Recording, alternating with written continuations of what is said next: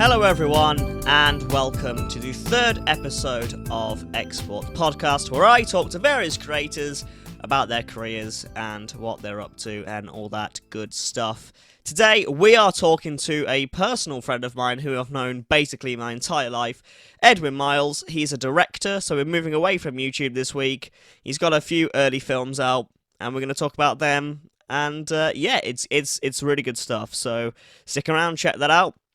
There'll be links in the description to my own Patreon if you're enjoying the show and you fancy supporting a little bit. There's a Patreon, there's a Coffee, there's a Twitter account to follow as well to stay up to date.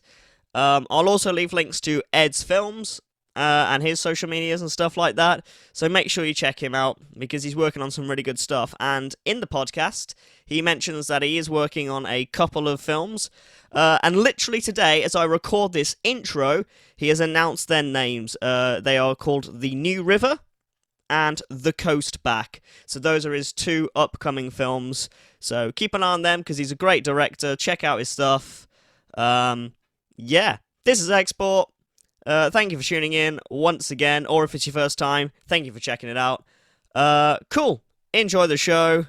And here we go.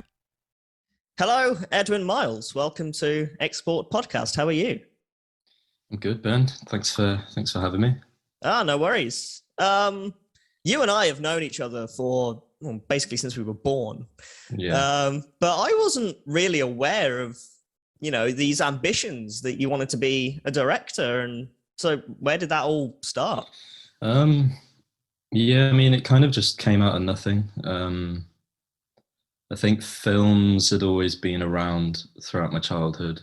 I always look back now. It's easy to do in hindsight, but I always look back to how my granddad always filmed in the late 90s, early 2000s. We got a lot of home movies. So, a camera was always there to some capacity. And obviously my older brother went to study film at university as well. He's 9 years older than me, so it was there during my childhood. And then I think that kind of fed into me starting to collect DVDs. And throughout high school, my love for films started with a collection of DVDs as opposed to wanting to watch films. It was more to do with the fact I wanted to collect them. I don't know, we started collecting them. Friends started to collect the same things, and then we started to swap DVDs. It's kind of weird thinking about this now because I feel like I did that at the tail end of DVDs, and I was probably doing that when DVDs weren't really a thing. We could only really get them at secondhand DVD shops, as opposed to Blockbuster went before we started. So it was like we were probably doing it later than we should have been, but yeah, we were doing that, and then our school started a film studies A-level, and I just thought I'll give that a go. And that fed into university, and then slowly I started to just get more aware of and more interested in different areas of cinema that I didn't know of, and it just seems like the right route to go in. It just seemed a natural fit. Were there any directors that you took particular influence from during these sort of formative years?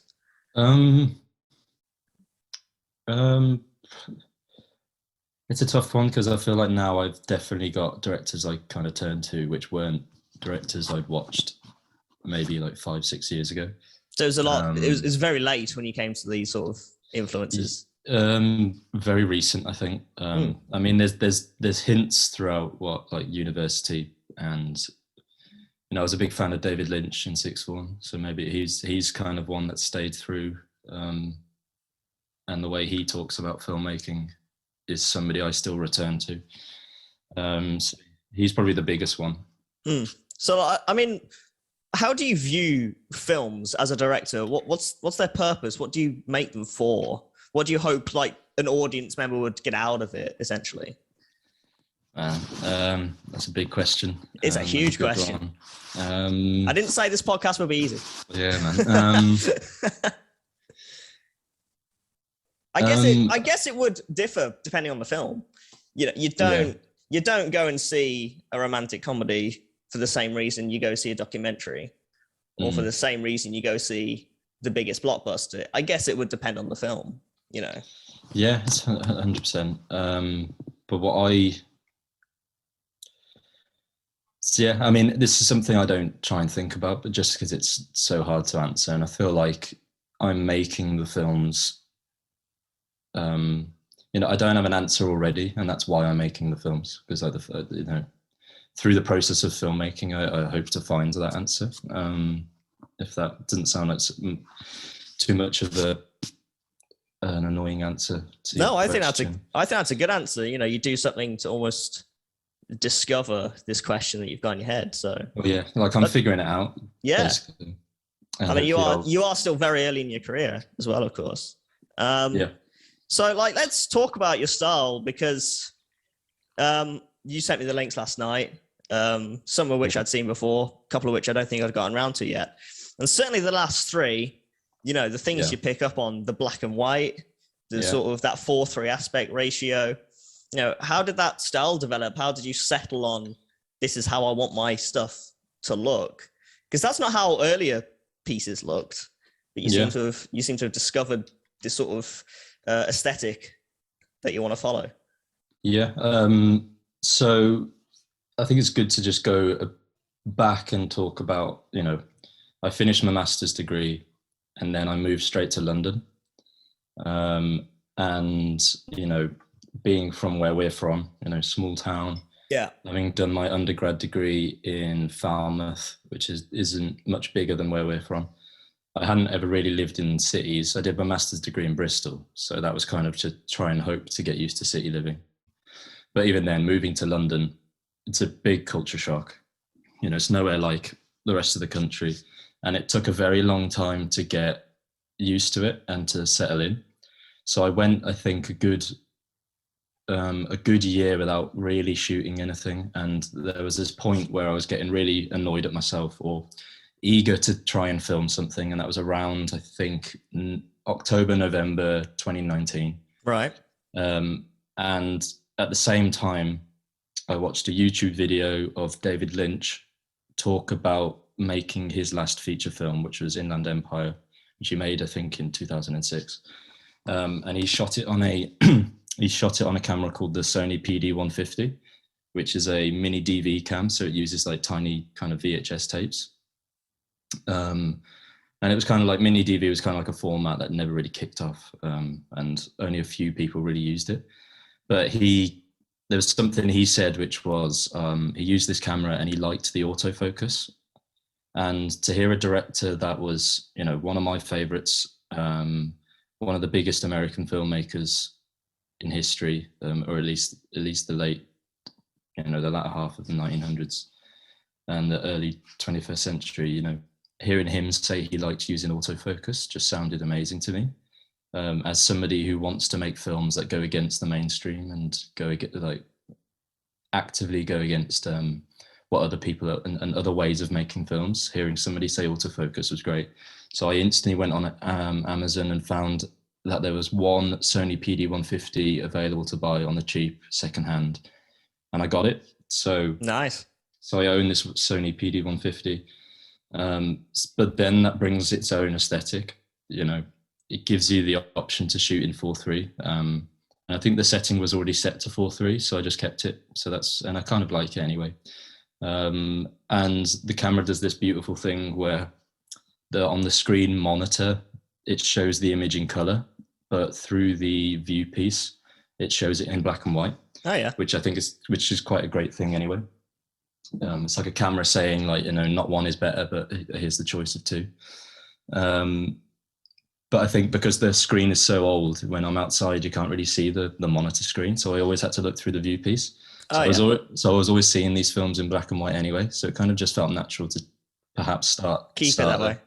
Yeah. Yeah. So that's kind of why those two things are there on a really basic level, but on a more thematic level, I'm heavily influenced by, at least now I'm influenced a lot by similar kind of travelogue filmmakers who, often from the 80s and 90s where 4:3 or smaller aspect ratios would have been a thing. I'm massively influenced by home movies and my granddad's home movies. So, handheld camera, kind of alluding to journeys and alluding to spaces and talking about landscapes. That's all in there because of that. Yeah, I think that also alludes to, like, you do really long sort of shots that really set the scene. You'll hold a shot for a while to really allow the viewer, I think, to get a sense of, the place that's being shot and what you're on about. And sort of the overdub commentaries. Yeah, and I sometimes try and like keep the shots longer than perhaps they should be, just to really push that act of looking and the act of observing somewhere, and to try and really hint at the fact that someone, even though you never see a person, somebody is occupying this space. Yeah. Also want to talk about the sort of audio design, and I want to shout out to Zuhair Merali. Is that how you say his name? Yeah, because he seems to be a frequent collaborator of yours. And watching your films, there was a distinct lack of music, I'll say. Very little music. It was all about the natural sounds, the cars in the background. In Shadows in a Landscape, there was this kind of constant walking sound that went all the way through, which I guess was meant to, it's your film, but I think it was meant to just say, I'm walking around the Clent Hills kind of thing. Yeah. And I think it's you just trying to set the atmosphere, and you don't want music to like overtake that. You just want people to hear, the atmosphere of that place. Is that an accurate kind of way of looking at it? Yeah, I mean, it's worth saying that I don't record any of the sounds on location for practical reasons, and for kind of artistic reasons, where it gives us a bit more flexibility in post-production. So everything you kind of hear, apart from, I think, Window Works, at least Shadows in a Landscape and The Meeting House, all the sound is reconstructed. So those footsteps that you talk about in Shadows in a Landscape, I think they're actually Zuhair's footsteps in his garden in Birmingham. Oh, yeah. So it's, not too far away from the Clent Hills, but I think there are some car noises from Birmingham that are in the meeting house, which is set in London. So, but yeah, music, I feel like you've got to be really careful with music, because it so easily sets tone and so easily sets a mood that you've got to really want to use it. And it's great at doing that, but for these particular films, which are, borderline documentaries, I do kind of want to really toy with that idea of, I'm setting these films in the space between documentary and fiction. Yeah, I noticed that. There was you're very much blurring the line between the two, because you have done like sort of proper documentary kind of stuff as well, but especially I think with Window Works and Shadows in a Landscape, it was very much, he shot this kind of as a documentary, but it isn't, it's a story. So, yeah, exactly. Yeah. And I like doing that, going to using landscapes and kind of geography as a kind of starting point, and then shooting it with documentary footage, but then using the journey of the shoot as the structure. So I don't even have to think too hard about where the start and end is, because the start is where I started and the end is where I end. And then you get the freedom to play around with a narrative in the middle. And, I like pulling on things that actually happened, maybe mentioning stuff, like in Shadows in the Landscape, my mum was there. She couldn't come because she didn't have the right footwear. You used your brother's real names as well? Yeah, and I was recommended to go because of Sam. And he did, I think it's true in saying he did say you can see the whole of Worcestershire at the top of it. I think it's true on a day that isn't like that. Yeah, I was really stupid. I went to make Shadows in a Landscape. I went to make a completely different film. I'd never been, actually, which is probably bad considering how close it is to us. But I saw an image on my brother's flip phone. He was just showing me some photos, and there was the Four Stones on. I was like, "Oh, where's that? That looks really cool." And he was like, "Oh, it was the Clent Hills." So I went to go and make a kind of picturesque kind of ode to the West Midlands, like a really beautiful film. But I stupidly went, like I think 2 days after Boxing Day, and And obviously it was going to be cold. Obviously it was going to be windy. Obviously it was going to be raining. And obviously there's going to be loads of people walking their dogs, which I just didn't think there would be. And I was just an idiot. So for the first hour of me being there, I was just annoyed at myself. And I was about to leave. And I mean, I even talk about this in the film, you know, I was about to leave. I was about to go home. But I did just at one point look through the viewfinder of my camera, and I did see these kind of moving people coming out of trees that were almost like shadows. And then I realized, I'm not making a picturesque film about the Clint Hills. I'm making a film about people's connection to places, and the Clint Hills being that. And then the film kind of took it on its own. So that one was almost kind of written on the fly, on location, due to the day itself and the conditions. I mean, I got very lucky. Yeah, no, it's a great piece. Although I remember watching it because I know you, and you talked about, you know, your dad passing away at 65, and I was like, hang on, I didn't hear about what is this? Yeah. But then he's in it, so I was like, I was very confused for a second. But yeah, I mean, I've had some people get a bit confused, but yeah, that's all fiction. But it's drawn from, like, you know, that kind of family myth thing. That was a thing that is kind of real. All right. Both his dad and his granddad did die at 65. So there was this kind of really morbid joke every birthday of my dad that he was 1 year closer to this thing, and it was just not really funny, but it happened. But obviously he's alive. But he did kind of just turn up. He did turn up on the hills unexpected. I didn't think he would join me, and he did just kind of rock up on the horizon and did look almost like a ghost, so it kind of felt like a thing I couldn't not incorporate. So again, thinking on the fly. Yeah, plus I just like having family members in my films. Of course, I mean, I was there for the premiere of Rose, which was about exactly, yeah. And I think that's where that interest has stemmed from. Exactly, because you were talking earlier about always having a camera around as a kid for family things. The first thing I thought of, well, he made a whole documentary about his nan, which of course was all set in the house and everything like that. So it's good. Exactly. And your career is growing because quite a few of your films have appeared at sort of festivals around the country at this point, haven't they? Yeah, especially Shadows in a Landscape's done a pretty decent festival run. It's showing at one in Bulgaria this week. Bulgaria, as well. You are getting around. Yeah, and then there's another one in America coming up soon, and hopefully a few more. I think I've stopped submitting that one to festivals now. I think it's done enough. But I think festivals for me, they're good and I like them, but they're not an end. They're kind of a means for me to kind of allow me ticking over until the next film's done. Yeah, and it gets the name out there. It keeps the sort of your name in check as well. And as far as I can tell, you've had mostly very positive responses to your films at these festivals. Yeah, the thing with festivals is you got to find the right festivals to show the right films. Yeah, so, of course. But yeah, there was one festival that I think David Ehrlich of IndieWire saw it and gave it a very nice, short little review, which was a shock, but was really cool.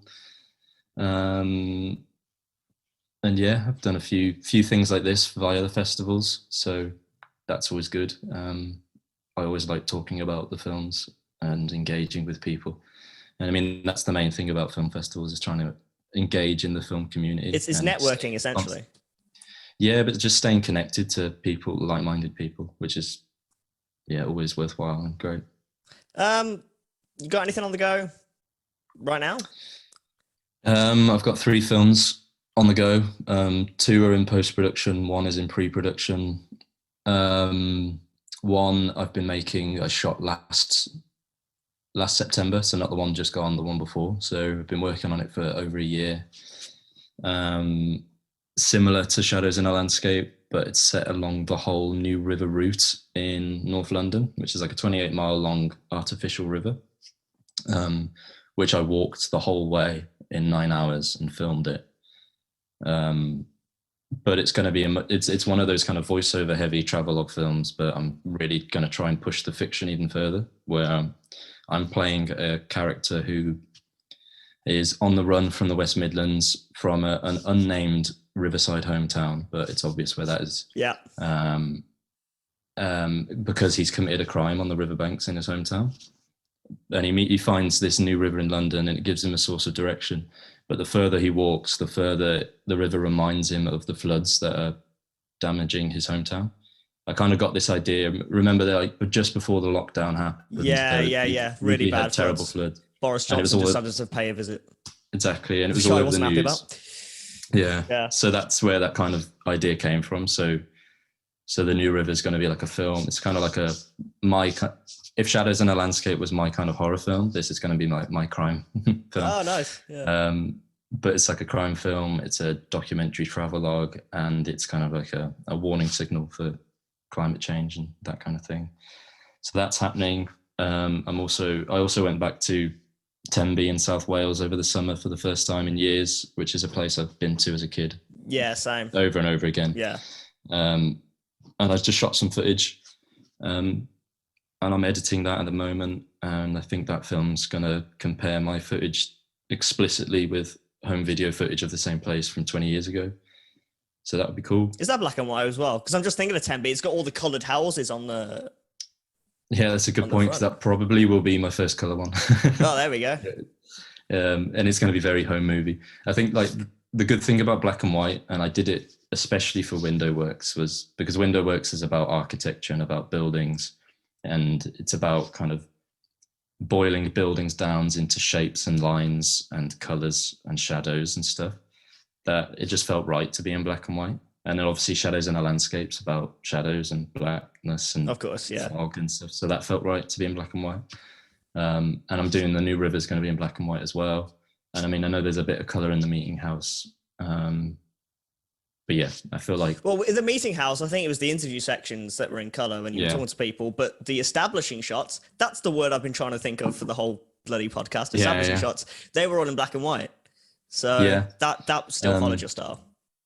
Yeah, I mean, that was done... Obviously, it's a film about other people's relationship to places, and the place being Hackney in London. Yeah. So the idea was, how do I very quickly draw a connection between those people and the place they're in? I did it in my films by having voiceover and images, but I couldn't really do that for this film because there's multiple interviewees, and I kind of wanted to show them because it's about working class culture. I wanted people to see. It's their place. Exactly. So the way I did it was have 3 images in one, kind of a triptych, have the interviewees in the middle, so there's an instant connection between the landscape shots on either side of them. But then there's also something a bit disconcerting and something not quite right, that the connection isn't as fluid because they're in colour and they're in black and white, which I think thematically went with the idea that what they were talking about as being, undervalued, gentrification in the area, kind of pushing certain sectors of that community out. So I think that kind of works on a thematic level. Nice. So what are your, I guess, long-term ambitions heading into the future at this point? Or is that not something you think about? Do you just try and live a bit more in the moment with what you've got going on sort of right now? Yeah. I mean, obviously you have an image in your head of what you want, but there's no way of knowing how you're going to get there unless you get to the moment where you get there. So it's not something I try and dwell on, because if I dwelled on it too long, then you'd get, if you think about the end more than you think about how, what you're doing right now, you'll never get there anyway. So that's a good point, actually, because, as someone who makes music, I've got so many sort of unfinished projects that I could go back to, because I was trying to think too much into the future of how I wanted it to end, and I never actually stayed in the moment to try and finish it. So I think you make a good point there. Yeah, I mean, what I try and do is I've become very aware that with one film that finishes, the next one kind of just bleeds out of it. And almost, I think between Window Works and Shadows in a Landscape, I kind of shot them back to back, but I started editing them slightly different times. And there's something in Window Works that I didn't realize I enjoyed and wasn't planned. And it was kind of like this reflection on home and memory and all that stuff. So then I kind of took that and amplified it in Shadows in a Landscape. But then there was something else in Shadows in a Landscape that wasn't planned and that I kind of liked. And then I've took that and tried to amplify it again in The New River. And then by making the New River film and trying to get that completed, you find out other things. So with each one, it kind of just the next one kind of naturally comes out of it, or the next film is really leaning heavily on the last film. So they're all kind of interconnected. So it's really hard to think too far ahead, because you might make something in between anyway that changes everything. And I mean, the other film I'm making at the moment that's in pre-production is going to be my first kind of mini DV straight up fiction film, where, you know, I'm going to use actors, and it's a kind of a journey film with characters in it. But even that is kind of heavily taking off things from Shadows in the Landscape and the New River, in that it's a journey film. It's about landscapes. It's about people's relationship to landscapes. It's a lot about London and the West Midlands. We're hoping to film in Ludlow and the Clee Hills. I'm hoping to go up, which I know you like. Yeah, beautiful places. Always going. And I know your brother likes it as well. I'll be in the background somewhere. Is that Ed filming over there? Yeah, I'll see.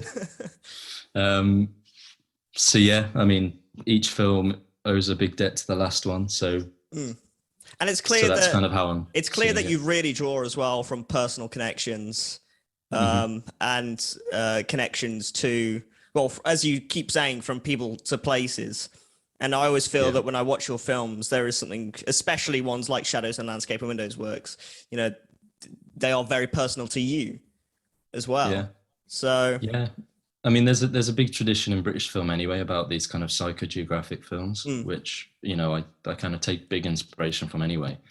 But, you know, they're kind of voiceover heavy landscape films, but they're always characters. They're always kind of like, by and large, always about London, a lot of the time. And then even though my films are kind of set in and around London, what I wanted to do was make them very kind of West Midlands films. You know, even if it's set in London, it's about somebody from the West Midlands. It's about, you know, I'm the voice, and kind of really imbuing them with memories, home, family, and really drawing off that home movie aesthetic thing, to really tie it back to the West Midlands again visually. So even if those things aren't explicit in the films, at least they're there for me, and at least I can kind of see it. So yeah, I mean, that's why there's like a personal thing in there. Yeah, and it seems like you're not someone, I mean, you did mention David Lynch, but you're not someone influenced by cinema, shall we say, as opposed to this more personal home movie aesthetic, and like much smaller scale stories that would mean a lot to an individual rather than to a mass audience, I guess. Yeah. I mean, I also like the idea that these kind of films don't have to screen in a cinema. I mean, I like seeing them on big screens, but equally they can screen somewhere else. Like Window Works was projected on a wall in a gallery in London, and you could kind of just sit on a bench and watch it. And that actually worked really well, probably worked better than seeing that film in a cinema. They're the sort of films, they have an aesthetic where I can almost hear the projector in the background just going yeah the background. They do very much have that aesthetic. Yeah, or like a VHS tape player humming. So yeah, and I mean, just from a personal point of view, as making films, or at least trying to start making films, it was I needed something that was attainable very quickly. And, you know, having seen films that were very voiceover heavy and just images, that kind of just felt like, oh, I can do that. I don't have to get 50 crew members. I don't have to get, you know, I don't have to pay like cinematographers and all of this stuff, which just felt so far away and so kind of a place I didn't want to work in. I've worked kind of very briefly on film sets and I've never really enjoyed it. So kind of really stripping it back and making these types of kind of, as you say, smaller narratives, but hopefully with bigger thematic meanings in there as well. There's a lot of heart. There is a lot of heart in there. It kind of, you know, that it was a style of film that has been done, and there is a British tradition of it, and I've always liked those kind of films that have come out of making in this kind of way. And I always like the filmmakers that kind of go against traditional filmmaking methods, or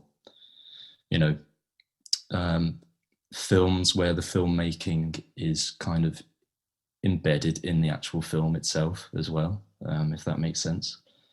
I'm always drawn to them anyway, so it kind of felt interesting to try it and try my own way of doing it. I think you're doing it very successfully so far. And I look forward to seeing your future stuff. Yeah, hopefully. I've run out of notes already, so that's cool. I think that's about it. What I'll do is I'll link your stuff in the sort of the podcast note section, your Vimeo and the Meeting House and the YouTube. So any listeners who have yet to see your work can go check it out, and I thoroughly recommend that they do. Yeah, no thanks. They're all free to view, so I kind of have come to the point where it's like I don't want to hide them from people. Is there any way to like support you financially or anything with these films, or? No. Well, just asking, really. Yeah, no, I haven't really thought about that. Not yet, anyway. Something for the future, maybe. Thank you ever so much for joining me, Ed. No, cheers, Ben. Been fun. Yeah, indeed. And that's about it. Cool. See you soon. Next time, I talk to author Caitlin Lubas, who has written a book about her travels to about 70 countries and has given you some tips on how you can do the same. I prefer traveling like hostel style, like backpacker style. Actually, I feel a little bit far removed from like the actual country if I ever go to like a resort.